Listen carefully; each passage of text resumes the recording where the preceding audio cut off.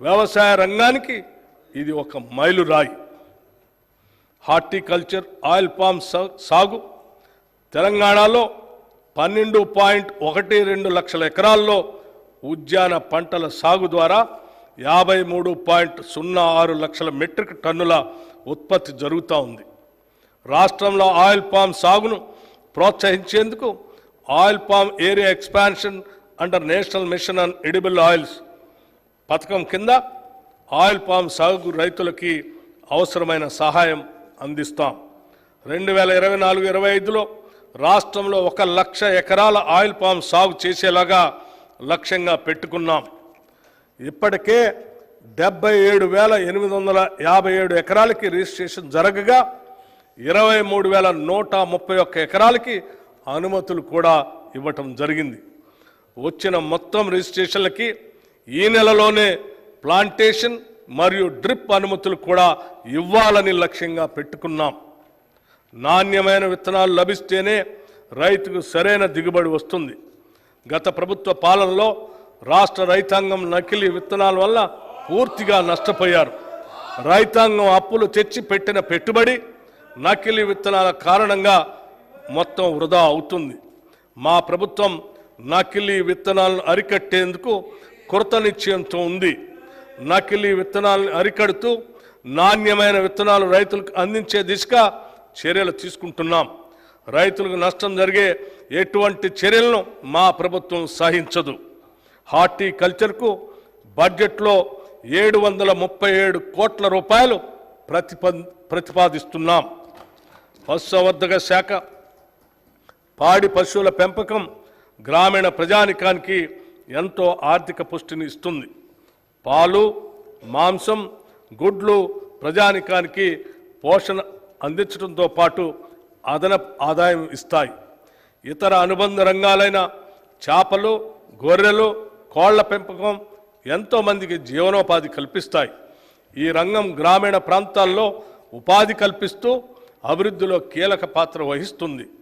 పాల ఉత్పత్తి రంగంలో 62% వాటా చిన్న సన్నకారు మరియు భూమి లేని పేదలదే.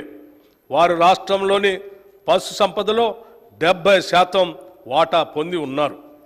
ఈ రంగంలో రాష్ట్రం 326.39 లక్షల పశు సంపదతో దేశంలో 8వ స్థానంలో ఉంది. పశు సంవర్ధక రంగానికి ఈ బడ్జెట్లో 1,980 కోట్ల రూపాయలు ప్రతిపాదిస్తున్నాము. అభయహస్తం 6 హామీలకు సంబంధించి మహిళలను మహాలక్ష్మిగా గౌరవించడం మన సంస్కృతి. మహాలక్ష్మి పథకం కింద తెలంగాణ రాష్ట్రంలోని మహిళలందరికీ టీజీఆర్టీసీ నడిపే బస్సుల్లో ఉచిత ప్రయాణ సౌకర్యం కల్పించాం. ప్రయాణించే దూరం పైన, ప్రయాణించే పర్యాయాలపైన ఎటువంటి పరిమితి లేదు. ఈ పథకాన్ని ఇప్పటి వరకు 68.60 కోట్ల ప్రయాణాలను మహిళలు ఆర్టీసీ బస్సుల్లో ఉచితంగా చేశారు. పర్యవసానంగా తెలంగాణ మహిళలకు 2,351 కోట్ల రూపాయలు ఆదా అయింది. ఈ ఉచిత బస్సు సౌకర్యంతో రాష్ట్రమంతా మహిళల్లో హర్షాతిరేకాలు వెల్లువిరుస్తున్నాయి. వారు ఈ సౌకర్యాన్ని వినియోగించుకొని రాష్ట్రం నలుమూలల్లో ఉన్న పర్యాటక కేంద్రాలను, దేవాలయాలను, బంధుమిత్రులను సందర్శించే వెసులుబాటు ఏర్పడింది. ఈ ఉచిత బస్సు సౌకర్యం పరోక్షంగా రాష్ట్ర ఆర్థికాభివృద్ధికి తోడ్పడుతుంది. ఈ పథకానికి అయ్యే ఖర్చు ఆర్టీసీకి ప్రభుత్వం నెలవారీగా ప్రతి నెల చెల్లిస్తుంది. దానివల్ల ఆర్టీసీ సంస్థ కూడా ఆర్థికంగా బలోపేతమై $1 బిలియన్ కార్పొరేషన్గా అవతరించడానికి దోహదపడింది. 500 రూపాయలకే గ్యాస్ సిలిండర్ నిరుపేద మధ్యతరగతి కుటుంబాలకు తరచుగా పెరిగే గ్యాస్ సిలిండర్ ధరలు మోయలేని భారంగా మారాయి. వారి ఆదాయంతో పోలిస్తే పెరిగిన సిలిండర్ ధర వారికి ఒక తీవ్రమైన ఆర్థిక సమస్యగా మారింది. మా ప్రభుత్వం మహాలక్ష్మి పథకం కింద 500 రూపాయలకే వంట గ్యాస్ సిలిండర్ని అందించడం ప్రారంభించింది. ఈ పథకం ద్వారా ఇప్పటి వరకు 39,57,637 కుటుంబాలకు లబ్ధి చేకూరింది. ప్రభుత్వం ఈ పథకానికి ఇప్పటి వరకు 200 కోట్ల రూపాయలు వెచ్చించింది. ఈ బడ్జెట్లో ఈ పథకానికి 723 కోట్ల రూపాయలు ప్రతిపాదిస్తున్నాం. గృహజ్యోతి పథకం అల్పాదాయ వర్గాల వారి ఇళ్లలో చీకట్లను పాలదోలి కాంతులు నింపాలనే సత్సంకల్పంతో మెరుపు లాంటి ఆలోచనలతో వెలిగిన దీపం గృహజ్యోతి పథకం. ఫిబ్రవరి 2024లో ఈ పథకం అమలుకు అవసరమైన ఉత్తర్వులను మార్గదర్శకాలను ప్రభుత్వం విడుదల చేసి ఈ సంవత్సరం మార్చి 1 నుండి అమలు చేస్తున్నాం. 200 యూనిట్ల కంటే తక్కువ విద్యుత్తుని వినియోగించుకునే గృహాలకు ఉచిత విద్యుత్ అందించడం ఈ పథకం ప్రధాన లక్ష్యం.